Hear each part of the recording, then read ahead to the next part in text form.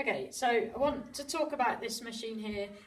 Very useful machine. It's operating basically as a mechanical coping saw. The motion of this blade is going to be up and down.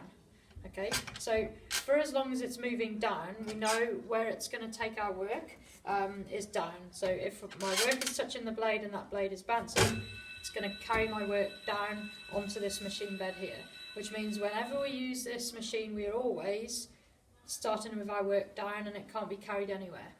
However, the blade is also moving up, and so it could carry the work up. And to address that, the job of my fingers as well as steering is to hold that work down. And the work is stabilised and sandwiched between my fingers pushing down and the machine bed holding it from going too far down. So I'm stopping it coming up, the machine bed is stopping it coming down. We never operate this machine with work hanging in midair.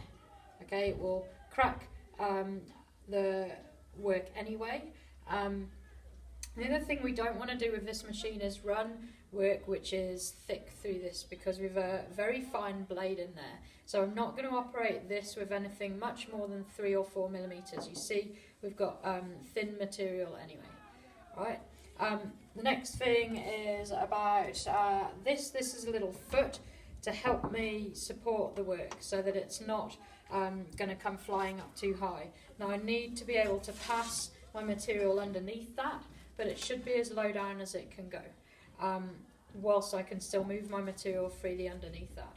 And then I probably won't operate inside that foot. So inside that foot is too close for my fingers to be. Okay, but I may support the work either side like this.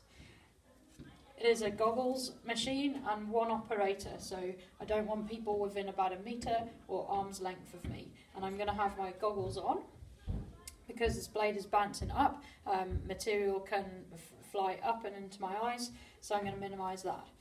The only other thing you need to think about is the speed that we're running the machine at. Now if the blade is cutting through something particularly hard, we might want to run it a little bit slower.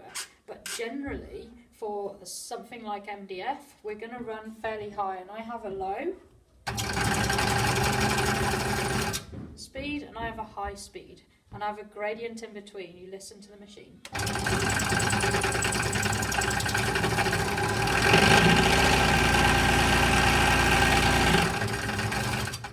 So that's running there at maximum, and I want to be probably about 3/4 of the way along for something soft like MDF.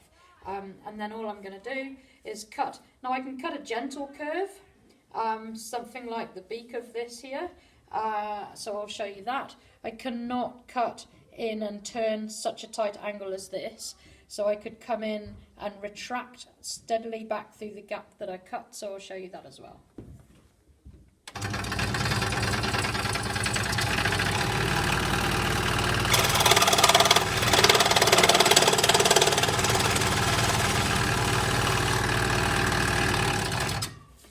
Now when I'm pulling back, I need to pull back in the same calm, slow direction, otherwise I'm going to pull the blade off. Okay, but it's okay to come in straight and pull back the blade so that we can come along this curve and get a piece of material to fall away. So I'll show you a curve now, and with the curve, what I need to do is be moving forward as well as turning. If I ram the blade in and turn it, I'm going to snap the blade just like a coping saw.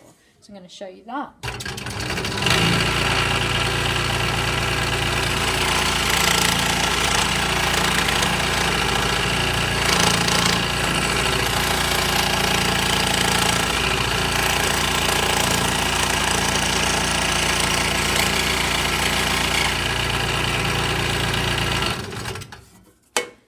I'd build up slowly in sections that are really manageable, with straight retracted cuts or following a curve that I can follow and nothing too tight.